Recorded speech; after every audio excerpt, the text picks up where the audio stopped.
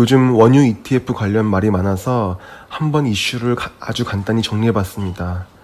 영상이 너무 길어지면 좀 그런 것 같아서 용어 설명 등은 생략하고 최대한 간단히 만들어봤습니다.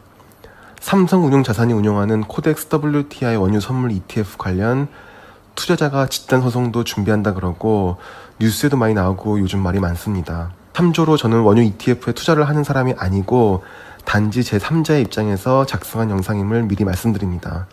원유 선물 거래를 올해에도 그냥 재미로 2번 한 적은 있는데 저는 선물 거래나 주식 거래를 한국 HTS로 하지 않고 해외 플랫폼으로만 합니다. 지금 보신 화면은 올해 제가 재미로 원유 선물 거래를 2번 한 적이 있습니다. 과거에는 꽤 여러 번 했었고 제가 내린 결론은 원유 선물 가격 예상은 포렉스 트레이딩처럼 신의 영역이라고 생각하고 그냥 도박한다는 생각으로만 재미로 합니다. 일반이 예상하기는 매우 힘든 영역입니다. 암튼 문제가 많은 코덱스 WTI 원유 선물이라는 삼성자산운용에서 운영하는 ETF를 들여다봐야겠습니다. 시가총액이 1조 3천억이 넘습니다. 전체 세계 원유 선물 시장의 10%가 훌쩍 넘는 금액이라고 합니다. 한국인이 투자 비중이 엄청나고 외신에서는 거의 비트코인 수준이라는 말도 있습니다. 기초지수는 S&P GSCI 크루드 오일 인덱스를 따라갑니다. 1개월 수익률은 마이너스 45.77%이니 거의 반토막 났다고 보시면 됩니다. 사실 ETF 수익률은 원칙적으로는 ETF가 패시브 펀드이기 때문에 자산운용사의 능력과는 상관이 없긴 합니다. 관련 공시 부분은 한번 봤습니다. 2020년 4월 28일에 6월물을 교체, 즉 롤오버를 할 예정이라는 공시가 떴습니다. 이 점이 참 이상합니다. 롤오버는 4월 23일 했는데 공시가 뒷북입니다. 이 부분이 제가 투자 피해자가 아닌 제3자 입장에서 삼성자산운용이 양아치 짓을 한다고 생각하는 첫 번째 이유입니다. 4월 23일에 선물 6월물의 비중을 73%에서 34%로 확 줄이고 나머지는 7월, 8월, 9월물로 롤오버를 하는 만행을 저지릅니다. 이게 왜 만행이냐면 상식적으로 이 시점에 ETF를 매수하는 투자자들은 최근 월물인 6월물이 상승한다에 베팅을 걸고 ETF를 매수합니다. 그런데 자기네들 멋대로 6월물을 차월물들로 롤오버하는 만행을 저지릅니다. 롤오버하는 건 자산운용사의 선의적 판단에 의해 맘대로 하면 되지 이게 뭔 만행이냐고 생각하실 수도 있겠습니다. 하지만 ETF라는 패시브 상품에서 ETF의 기초자산, 즉 원유 선물을 자기네들 맘대로 운용하면 안 되는 것이 문제입니다. 코덱스 WTI 원유 선물 ETF는 S&P 원유 지수를 추종한다고 이미 공시가 되어 있는 상품입니다. 가령 코스피 100을 추종하는 ETF가 있다고 한다면 ETF를 운용하는 LP, 즉 유동성 공급자는 아무 생각도 하지 말고 기계적으로 추종하는 지수, 즉 코스피 100의 지수를 그대로 따라가야 합니다. 이걸 못 따라가는 경우 괴리율이라는 것이 발생하는데 보통 괴리율은 1% 미만으로 항상 가야 합니다. 어쨌든 이 코덱스 WTI 원유 선물 ETF는 S&P 지수를 따라가는 겁니다. S&P 지수는 6월물을 7월물로 4월 27일 롤오버했다고 공시했습니다. 그렇다면 코덱스 원유 ETF도 S&P 지수를 추종해야 하므로 4월 27일에 롤오버를 하는 것이 맞습니다.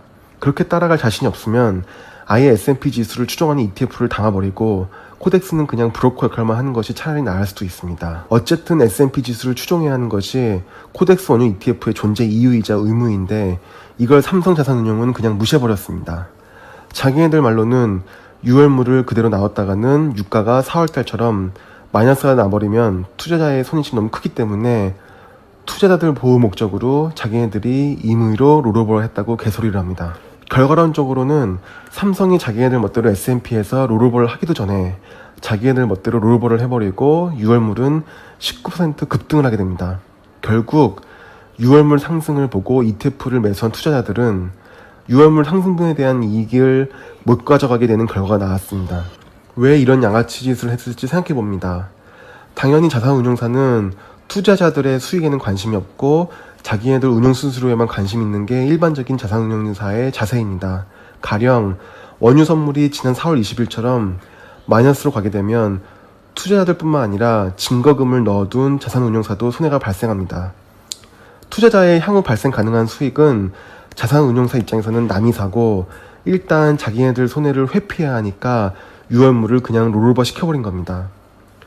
투자자의 피해를 줄여보겠다는 의도로 했다고는 하지만 바보가 아닌 이상 이게 납득이 되지는 않습니다. 주관적인 요소를 다 빼고 일단 이 ETF는 S&P 지수를 최소한의 계류를 가지고 추종해야 하는 게 본인의 존재 목적인데 이걸 무시한 것 자체로도 삼성자산운용은 사기 행각을 벌인 것으로 간주할 수 있습니다. 두 번째 잘못은 추정 순 자산 가치인 INAV 값이 잘못 표시된 것입니다. 이 값이 바로바로 업데이트 되어야 하는 이유는 이 값이 투자자들의 투자 결정 지표로 사용되기 때문입니다. 그런데 이 값이 며칠 누락되어 표기되는 만행이 또 나옵니다. 이건 명백하게 잘못 표기된 것이 나오므로 이 명백한 오류에 대한 삼성자산운용의 해명은 이렇습니다. INAV 값은 코스콤에서 제대로 업데이트를 해줘야 하는데 시스템이 미흡해서 업데이트가 며칠 늦었다는 것입니다. 투자자들에게 돈을 받고 ETF 치고 싸지도 않은 0.35%의 운용 수수료를 받아먹으면서 투자자들의 지표가 되는 INAV 값은 코스콤에서 잘못한 거라 자기네들은 모른다는 것입니다. 코스콤과 삼성자산운용사 사이에서 ETF 상품 관련 미흡한 부분이 생기면 두 기관이 서로 협력해서 문제점을 푸는 것이 기관의 책임입니다.